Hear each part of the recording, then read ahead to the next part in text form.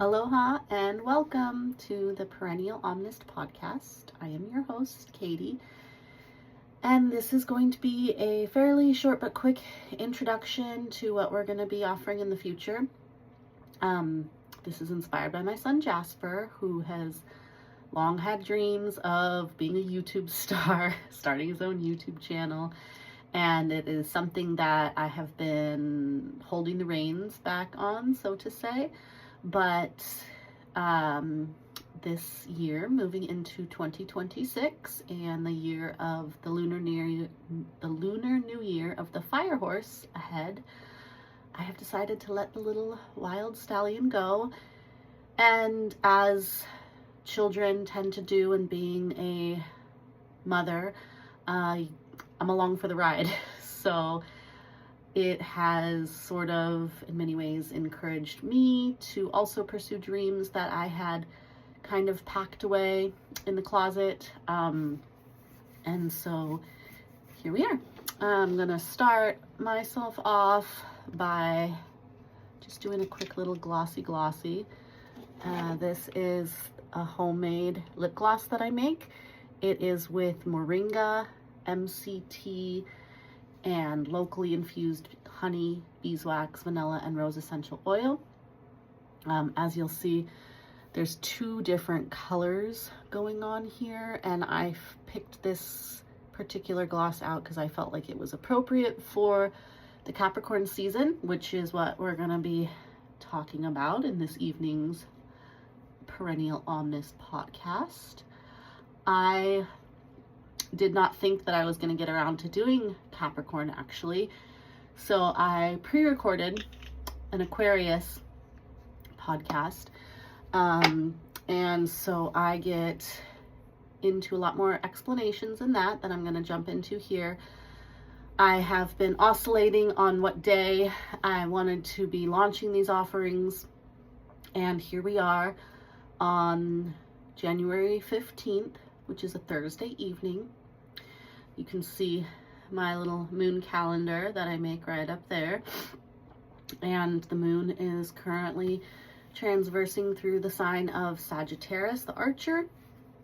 We are in the Kane phase of the moon, according to the Hawaiian moon calendar. And Jupiter has been in opposition with the sun for over the last week. It was at its closest on January 9th and then was in true opposition on January 10th. So for the last few nights, as I've been stepping out and enjoying the night skies, you can see Jupiter just shining like such a bright, beautiful ball of energy. And it's been traveling through the sign of Gemini, which happens to be my north node of inspiration. So yeah, I just decided, hey, let's do this. It's a Thursday night. Thursday is ruled by Jupiter. Jupiter also is the planet of thunder. It has a color signature that is similar with the voice. And this is part of my own healing journey of taking my voice back. So here I am. I'm going to share some information with you about Jupiter. I'm going to share some personal stories of my own healing journey on this podcast and my own experience as a mother. And then there will be all of Jasper's wonderful superstar clips that he is putting together. We're going to be launching the majority of the shorts here on this channel at Golden Fig Gardens. And then as we as a family progress and move forward, learning how to navigate this technological space, which we are genuine novices of. I know next to nothing about working with technology. So I invite you to be patient with us, gentle with us. Please don't be overly critical of us. And if you enjoy this journey and you appreciate these offerings, then do all the things. Like, subscribe, share with others. This is something that we are doing mostly as a learning journey, but of course it would be nice to be able to bring in some sort of a sustainable little something with these offerings. And in order to monetize on YouTube, you got to get a lot of likes and a lot of subscribers and a lot of watch time hours. So do what you can to help us move forward with this, and we will get back to some of the Capricorn knowledge. As you can see in the background there, I also have my annual calendar wheel of time, January, and the sign of Capricorn is in Native American thought referred to as the wolf moon. Not only Native American, also European,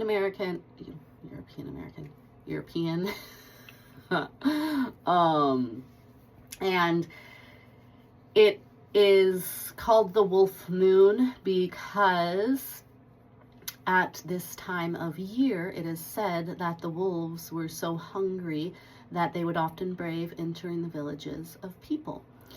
In my own Learning with Luna curriculum, I have actually worked the wolf moon more into the sign of Aquarius, which is the end of January and the beginning of February, because that coalesces more with some of the Greek mythology around Lupercalia, which is our adaptation of St. Valentine's Day, and that happens in February 14th, 15th, and that was a festival honoring Lupe, the goddess of the wolf, and the nature, spirit, or archetypal mother of Romulus, the founder of Rome, who you can see in many ancient statues, was nursed by a she-wolf.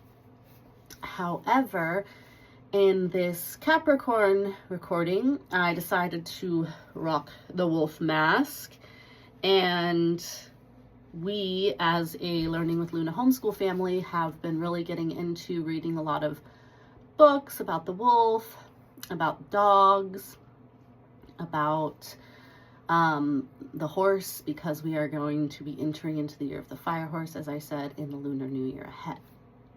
So, in the Ogham Grove, this time of year, this cycle of the January Capricorn season is ruled in the beginning from 9 degrees to 27 degrees Capricorn by the birch tree.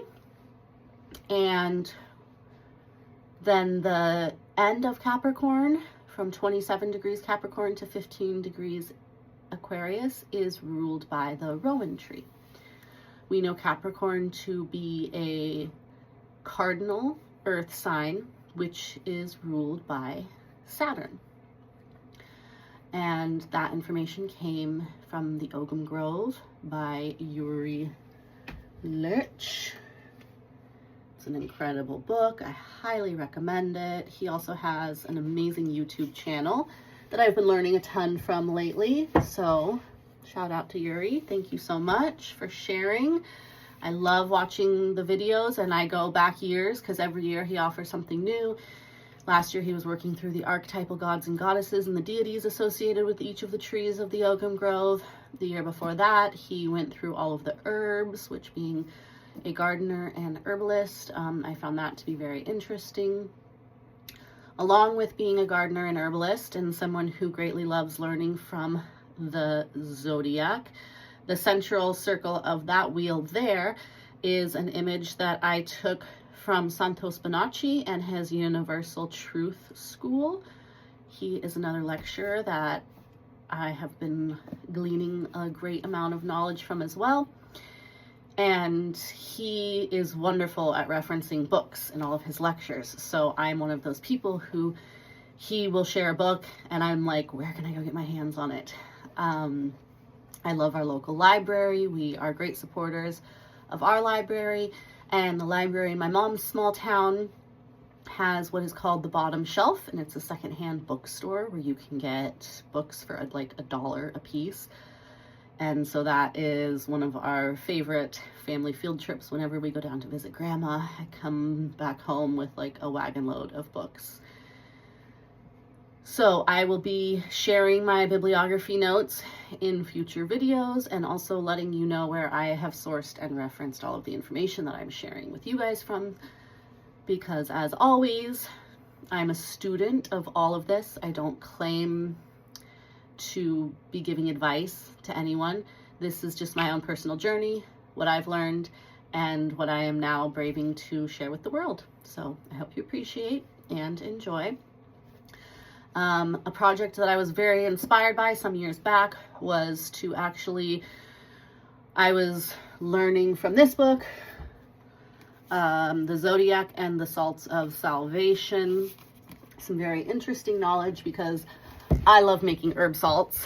My Nana Sue was infamous for the popcorn that she made that always had herb salt on it. And so it's one of my ways of getting my kids to eat like a ton of vegetables, because anybody who has ever worked with gardening and food preservation knows that you can harvest like a basket of vegetables this big, and then you dehydrate it to preserve it, and it shrinks down to about this big.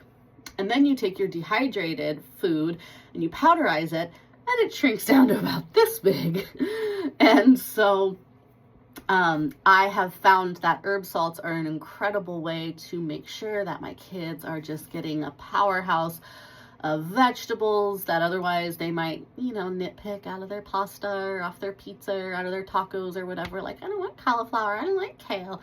But guess what? They love their herb salts, and then I can put it all over the pasta or on the popcorn, or yeah, sure, make yourself a toast with butter, but make sure it's got herb salt on it. And that way I know that they're eating their rainbow, which is very important to us in our Learning with Luna homeschooling program curriculum. So on that note, I found this amazing book, Healing Herbs and Health Foods of the Zodiac by Ada Muir. And she shares here about how Capricorn is the 10th house of the Zodiac, ruled by Saturn. In the body, it rules the knees, the bones, your overall like structural system, and the skin. Saturnian characteristics are known for being diplomatic, ambitious, cunning, secretive. The complaints of the Saturnian Capricorn can include weak knees, leprosy, ruptures, corns, rickets, warts, rheumatism of the knees. Herbs that are recommended to help with this is comfrey root, horsetail, thyme, shepherd's purse, slippery elm, knotgrass. The cell salt that is associated with the sign of Capricorn is calcium phosphate or phosphate of lime. So babies that are born under this sign of Capricorn are likely to suffer from rickets in infancy due to a lack of this cell salt, and therefore after weaning it is recommended that these children drink plenty of rich cow's milk, consume strawberries and blueberry juice, or black figs boiled in water. Other foods that can be found with the highest amount of calcium phosphate are strawberries, plums, blueberries, figs, spinach, lettuce, asparagus, cucumbers, almonds, coconut, lentils, rye, barley, sassafras, cow's milk, as we mentioned, beans, whole wheat, and I'm going to take a little sip of my tea here. Appreciate my gorgeous goddess cup made by Rio Pali in his pottery. Shout out to Rio for his beautiful work.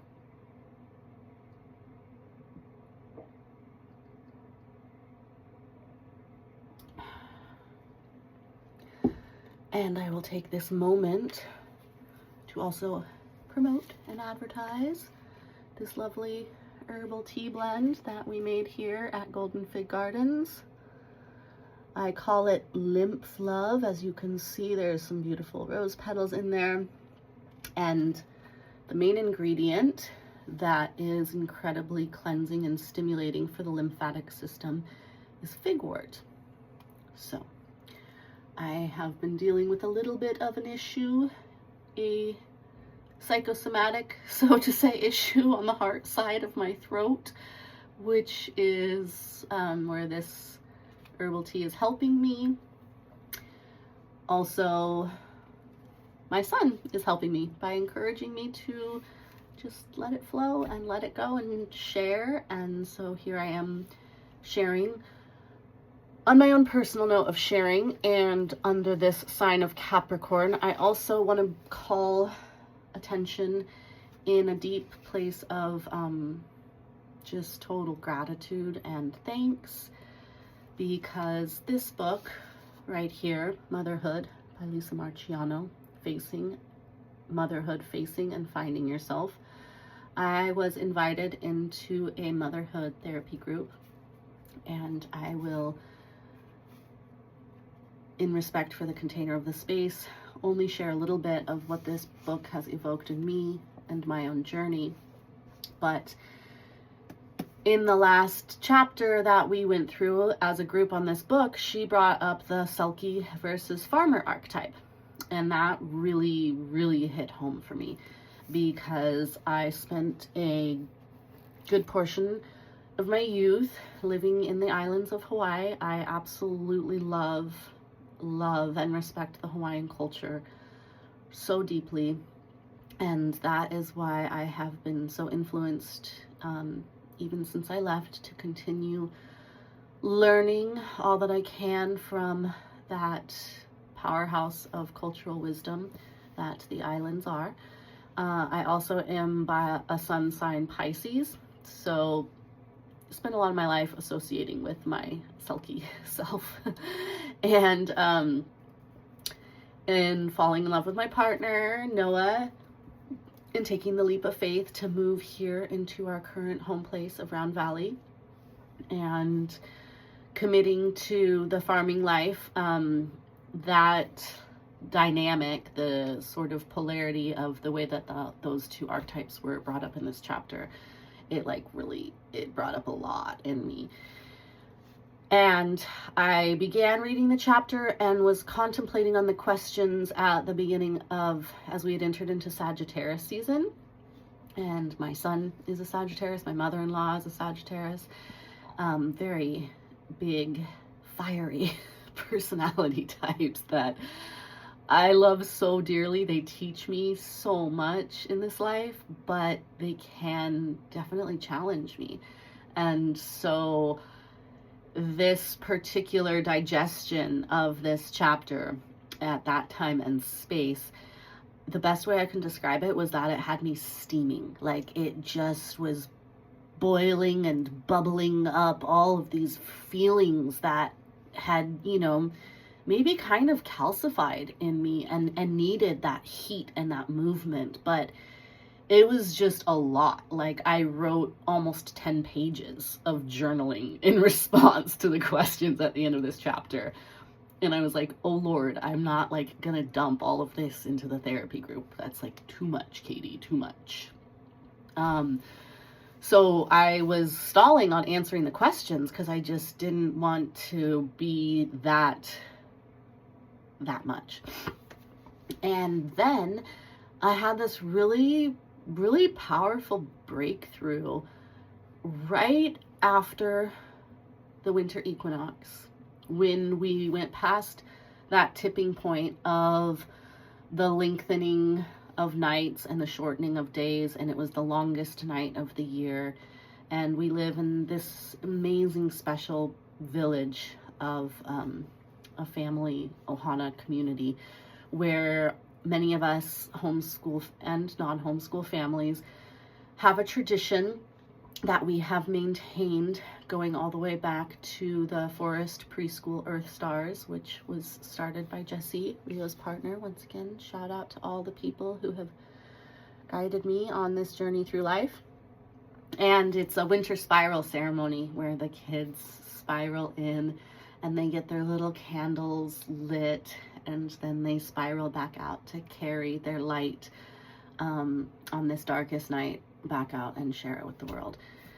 And I feel like that's a part of what motherhood is doing for me in my own interpersonal development journey is it is forcing me to step back out into the light in times where I would have probably just stayed cocooned up for like a lot longer than maybe healthy or necessary. But kids are so rapid in, you know, their healing capacity, their forgiveness capacity, and just their will to live. Like every moment, every breath is such a precious gift, and kids live so much in the present. And so that is a part of my own journey as a mother. And as we transitioned from the steaming, boiling energies that Sagittarius had me feeling around this dualistic dynamic of the Selkie and Farmer archetypes, and we moved into Capricorn season, I was laying in bed one night kind of meditating on this, and all of a sudden the image of Capricorn came to me as the goat fish, and I was like, oh, there it is. It's not an or, it's an and we can be both. We can be deeply rooted, deeply grounded farmers, and yet we can still carry our sealskins and nurture the wild woman inside. And so as I am rocking my wolf hat, there are, of course, there's like one of the most famous feminist books, Women Who Run with Wolves, and many other wolf books that I will be sharing in the notes. And I am also going to be hopefully launching a La Pop KYBU local radio show in which I will be able to bring a musical accompaniment to all of these different monthly zodiac energies and the different archetypal animal spirit, indigenous wisdom, worldwide cultural synchronicities that come along with each cycle as we enter into it. For copyright purposes, I am hesitant to share any music on this space, but you can check out kybu.com and you can listen to the radio show from anywhere in the world. So I am going to also ideally be getting a Patreon page up and running, in which case I will then be taking subscribers, and subscribers will be receiving all sorts of additional perks along with each of the different tiers. But I'm going to need some technological more guidance and assistance with that, so I haven't quite gotten that done, which is why I was holding back on this Capricorn episode. But Jupiter is giving me the power to just go for it and do it. So here I am on this Kane moon evening, 2 nights before we will be honoring the Capricorn new moon, which is happening on Saturday, the 17th. And yeah, I think that's about it. I thank you very much for being here. And for a deeper description on what and the inspiration behind Perennial Omnist POTcast, you are going to have to tune in again next month and listen to my Aquarius recording. So much love to you all. Aho.